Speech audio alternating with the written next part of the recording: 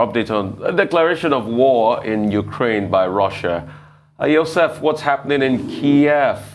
It's been a blitzkrieg this morning.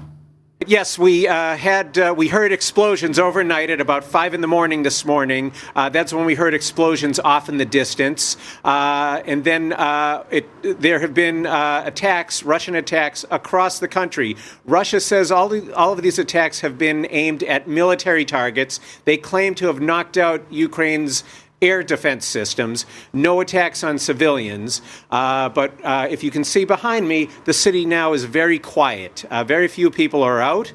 The government has declared a state of emergency and martial law. They're encouraging people to stay indoors. So the situation is very tense right now, but no signs of panic.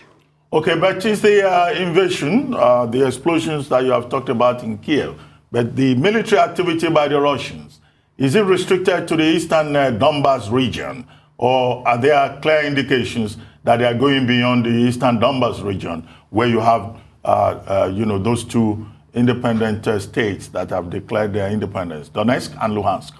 I heard you mention the eastern region. Obviously, that's where the situation is the most tense. But the Russian attacks overnight were actually on targets across the country, including some surprises. There were attacks launched from Belarus, which is not too far from Kiev. There were attacks on an airport in western Ukraine. So the tensions have gone beyond the separatist areas that you referred to in eastern Ukraine, and really have affected much of the country.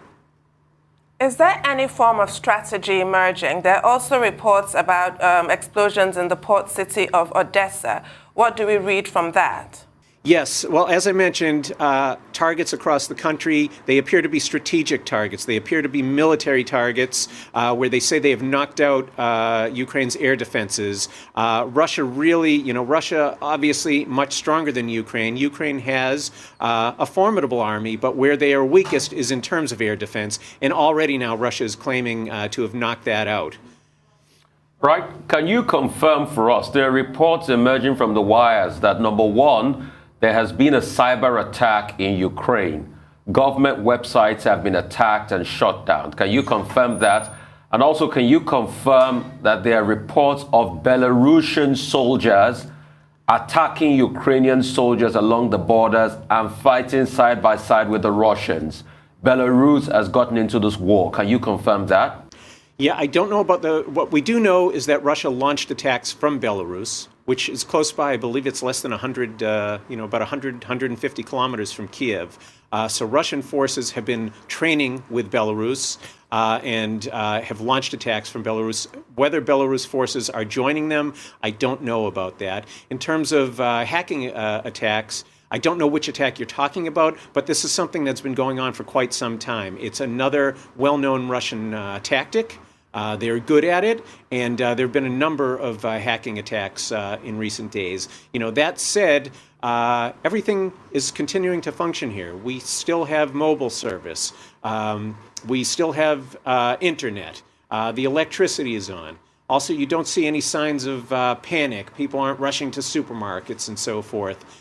So it hasn't gotten to that point yet, but those are the type of things, when you talk about hacking attacks, that's certainly one of the things that people are worried about. Okay, what's your interpretation of China's role in this conflict? The whole of the West is condemning Russia, but, well, China is not part of the West. It has issues with the West. But what do you think, how strategic do you think that China's role will be in this emerging conflict?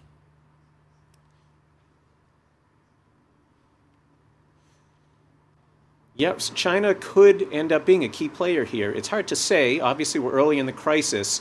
And what as you mentioned, you see condemnations from around the world, from the West, beginning with the U.S., spreading across Europe, from Britain, France. Now you hear Australia, Japan. All of the Western type allies are condemning Russia, but you have not heard much from China yet.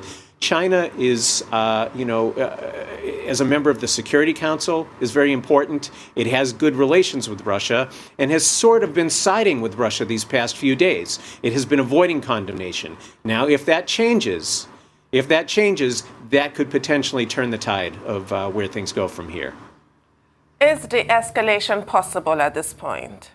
Yeah, I mean, that is the goal. Right now, the White House, which is leading the opposition, is not talking about a military response. There are no signs of military coming to Ukraine's help. And even the Ukrainian pleas have focused more on diplomacy. They're calling for peace. They're calling for more sanctions. They're not asking for other countries to come in and attack Russia on their behalf. So there is a lot of effort, in Ukraine and with its allies to seek a diplomatic way out of this crisis.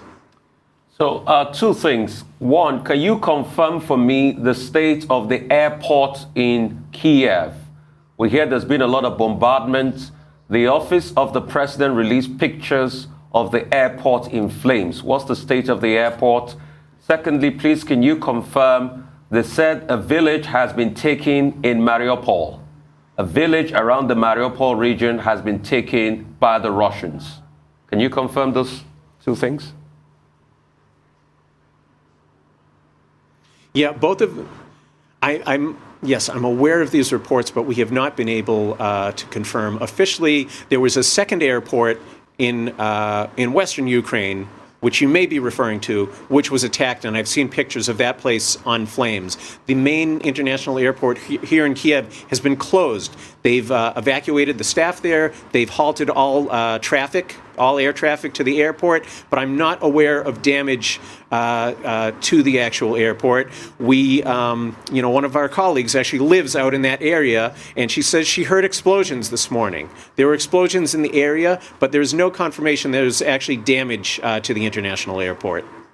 Well, there's been much talk about the Minsk agreement to resolve the matter between Russia and Ukraine. Quickly, I'm told we have to go. Do you think that agreement has already failed? It's been torn apart. That agreement, if I recall, did not last. Anyway, thank you very much.